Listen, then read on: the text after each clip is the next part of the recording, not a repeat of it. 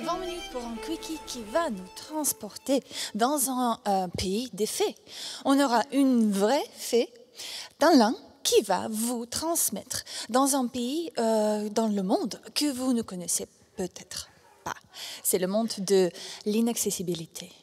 Nous, on marche dans le monde et dans notre vie normalement, mais les fées ne marchent pas comme nous. Donc, du coup, vos applaudissements à Tanlan.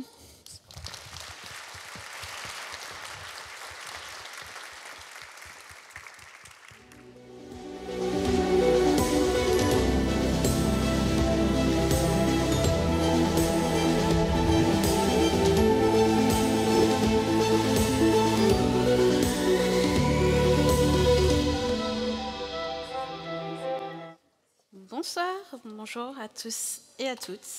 Je suis ravie d'être ici. J'espère que vous êtes en forme. Ouais, c'est quand même un peu timide, quoi. Hein, bon, c'est la fin de la journée, alors je vais vous pardonner. Donc, j'ai pris ma baguette pour vous emmener au pays de l'inaccessibilité. Donc, je m'appelle Tanlan Doublier, je suis AI ingénieur. J'ai été dev web pendant quelques années avant.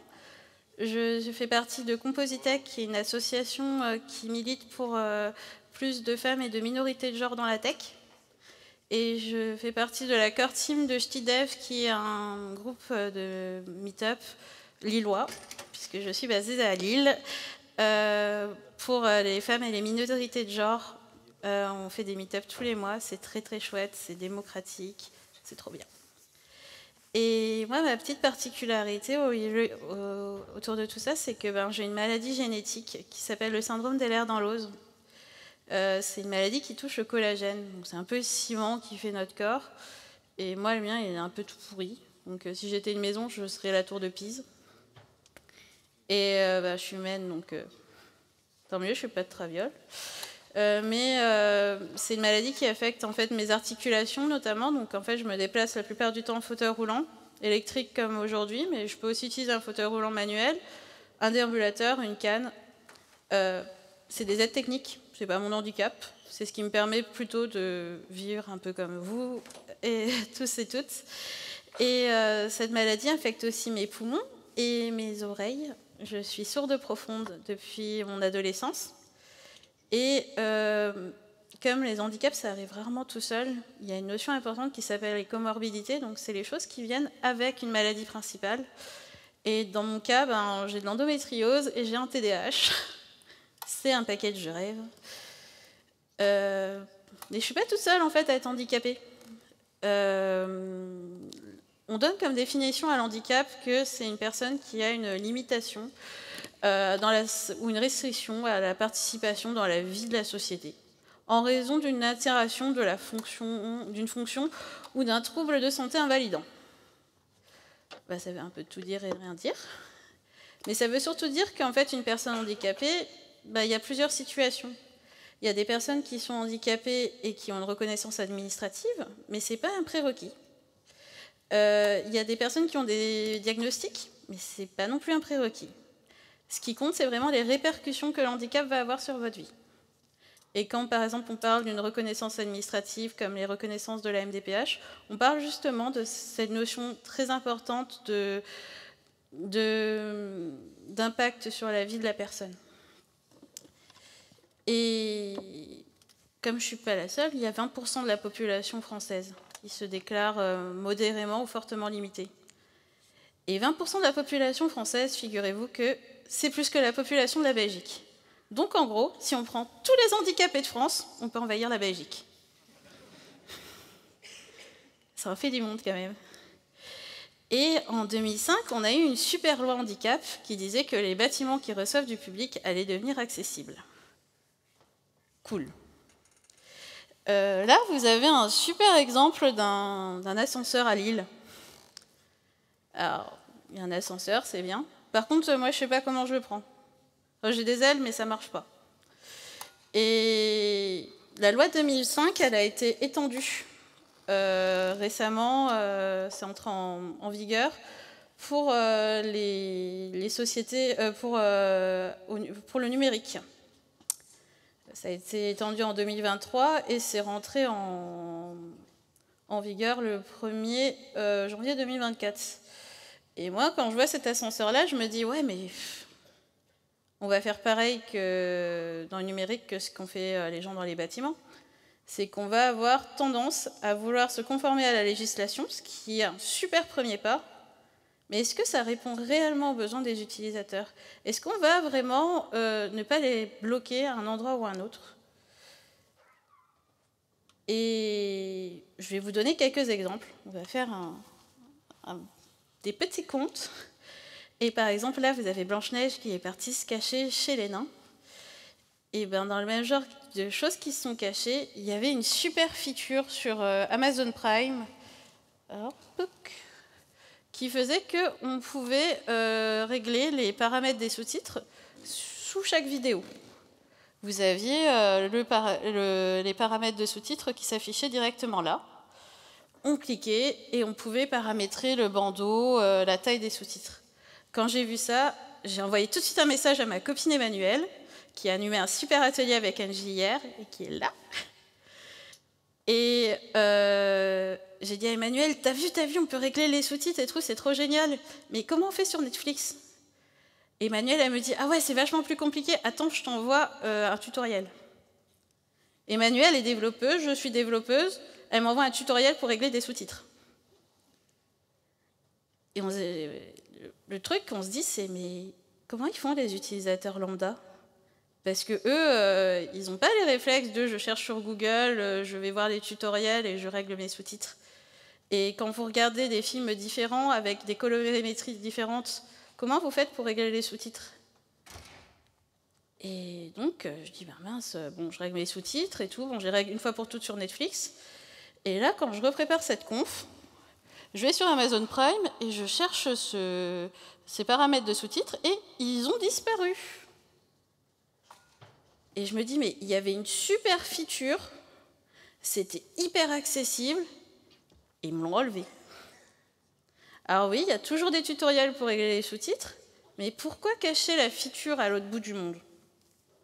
Et ça, c'est quelque chose qu'on va retrouver aussi dans les bâtiments. Je ne sais pas si vous avez déjà fait attention, mais les entrées PMR, c'est souvent l'entrée de service qui est à l'autre bout du bâtiment par rapport à l'entrée des personnes valides.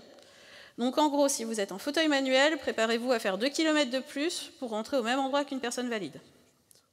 Bah, tout ça, c'est du temps perdu. Et c'est hyper frustrant. C'est aussi qu'il y a des choses où il y a beaucoup de gens qui disent bah non, moi j'y vais pas. Je vais pas regarder un film parce que si je vois pas bien mes sous-titres, parce que quand on parle de comorbidité, ça veut dire que des personnes qui ont des besoins de sous-titres, ben, des fois elles ont aussi besoin d'avoir des aides au niveau de la vue, donc avoir des sous-titres peut-être plus grands. Et si c'est compliqué d'y accéder, ces gens ne le feront pas. Et vous, est-ce qu'en tant que dev, oups, désolé, je m'enflamme. Et vous, est-ce qu'en tant que dev, vous sentiriez pas frustré d'avoir codé une feature qui n'est pas utilisée par les gens parce qu'elle est trop compliquée d'accès? Et là, on va parler d'un autre exemple. Donc c'est un autre chapitre. Je me suis trompée dans les numéros de chapitre, visiblement. On va regarder les petites souris aveugles. Souvent, de toute façon, les personnes non malvoyantes, c'est un peu la persona type quand on parle d'accessibilité numérique. C'est comme le fauteuil roulant dans la vie réelle. Ou la petite sirène qui va être en fauteuil roulant parce qu'elle n'a pas de jambes, donc elle ne peut pas se déplacer. Et ces personnes-là, elles ont envie de faire leurs courses.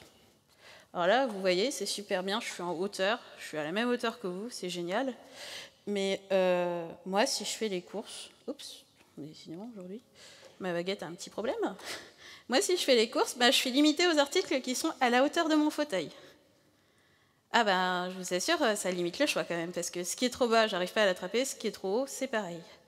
Et mon fauteuil, même s'il monte et il descend, c'est très très long, donc en gros, si je veux faire mes courses de la semaine toute seule, je pense qu'il me faut une journée. Il y a des risques sanitaires pour certaines personnes. Quand on a des problèmes pulmonaires, sortir en période de grippe, de Covid et compagnie, c'est quand même pas terrible. Le temps que ça prend et le manque d'autonomie. Souvent, il va falloir y aller avec un ou une auxiliaire de vie, avec un ou une de ses proches. Et c'est assez frustrant de dépendre des autres. Donc je me dis, mais c'est génial, il y a le numérique. Maintenant, on peut commander nos courses en ligne. Mais en fait, je me suis rendu compte qu'il y avait certains sites, comme par exemple des sites de magasins bio, en fait, leurs sites ne sont pas accessibles à la navigation au clavier. ou au lecteur d'écran. Moi, j'ai un super ami, il est en fauteuil roulant et il a beaucoup moins de mobilité que moi dans les mains. Et cette personne-là, elle ne peut pas utiliser de clavier, ni de souris. Donc en fait, il se retrouve à... Le numérique aurait pu lui donner la solution miracle pour qu'il soit autonome, et on lui enlève parce qu'il n'y a pas cette accessibilité numérique. Donc si vous voulez voir ça, j'ai la conf où je fais une démo sur YouTube. C'est au DevFest de Dijon l'année dernière. Là, j'ai pas le temps de vous faire la petite démo. Mais par contre, il y a des choses super bien qui sont arrivées quand même. C'est que par exemple, Carrefour, qui s'est dit que c'est quand même un certain vivier de clients, qui propose la livraison gratuite pour les personnes qui ont une carte mobilité inclusion, celles qui ont plus de 65 ans et les femmes enceintes. Donc ça veut dire que ces personnes-là, elles retrouvent l'autonomie de faire leurs courses grâce à Internet. C'est quand même, enfin, ouais, je trouve que c'est quand même génial en tant que dev de se dire qu'on peut redonner du pouvoir comme ça aux gens. Là, on va parler du vilain petit canard. Parce que le vilain petit canard, il fait un voyage. Et moi, j'aime bien voyager. Et quand je voyage souvent en train parce que c'est le moyen de transport le plus accessible en fauteuil roulant. L'avion, on a abîmé mon fauteuil roulant. La voiture, il ne rentre pas dedans. Donc, je prends souvent le train. Et le train, en fait, c'est quand même un défi. Parce que, par exemple, quand je dois prendre le train, je dois remplir un formulaire. Alors, pourquoi ma baguette, elle est encore... Ouh, bon, ma baguette, elle est en panne. Quand je prends le train, il faut que je remplisse un formulaire au moins 24 heures à l'avance pour prévenir que je veux prendre le train. Et ce formulaire, il ne prend pas mes informations sur mon handicap ou mes informations personnelles en mémoire. Non, non, ce formulaire, vous le remplissez à chaque fois que vous avez un voyage en train, entièrement. Et dans ce formulaire, vous avez cette magnifique page web qui vous dit de sélectionner vos handicaps, mais 2 au maximum. Donc, je ne sais pas, les autres, vous les laissez à votre point de départ et... Ouais, ça m'embête quand même un peu, quoi. La première fois que j'ai vu ça, je me suis dit, mais c'est quoi cette blague? Donc, interrogez vos utilisateurs. Vraiment, faites des retours utilisateurs, faites des tests utilisateurs. Quand vous créez votre projet, travaillez avec eux. Surtout que là, c'est un service qui s'adresse aux personnes handicapées spécifiquement. Mais par contre, ils font quand même des choses vachement bien, la SNCF. C'est que quand j'étais dans le train pour venir aujourd'hui, j'ai reçu une alerte sur mon téléphone à chaque fois que le chef de bord parlait, et sur mon Apple Watch pour m'écrire ce qui était dit. Et ça, mine de rien, pour moi qui ai un TDAH et qui suis sourde, ça m'empêche de ne pas louper mon arrêt, ce qui m'est déjà arrivé, et ça me permet d'avoir toutes les informations. Un train qui arrive en panne, quand vous n'entendez pas ce que le chef de bord vous dit, c'est hyper angoissant. Vous vous dites, je vais rester là jusqu'à la fin des temps. Que là, au moins, j'ai l'information, on est arrêté, voilà, c'est pas la fin du monde, ne paniquez pas. Donc, je vais faire le petit takeaway parce que j'ai pas beaucoup de temps, donc j'ai dû faire une toute courte présentation, mais vraiment sur YouTube, vous aurez une version plus longue si ça vous intéresse. L'inclusion, donc ça veut dire le fait de ne pas se sentir différent en fait de vous qui êtes valide. Le fait que tout le monde se sente dans le même ensemble et qu'ils n'ont pas une histoire de traitement différent, qui n'est pas cette histoire de pour accéder à la feature, il faut faire le tour du monde. Pour moi, c'est différent de l'accessibilité et c'est quelque chose de beaucoup plus positif. La conformité à la norme, c'est cool. C'est déjà un premier pas. Il y a très peu de sites internet qui sont accessibles. Vous avez des super pourtant experts en accessibilité maintenant. Et des fois, l'accessibilité, ça repose sur des choses qui sont quand même très simples. C'est pas suffisant.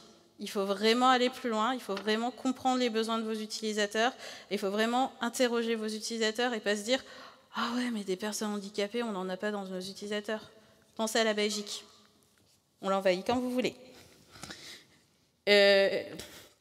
Donc, échangez avec vos utilisatrices, que ce soit en amont du projet, que ce soit pendant le projet, et faites des tests avec eux. Et surtout, les personnes handicapées sont nombreuses. Donc, les exclure, ça revient à vous priver d'une partie d'utilisateurs et de clients.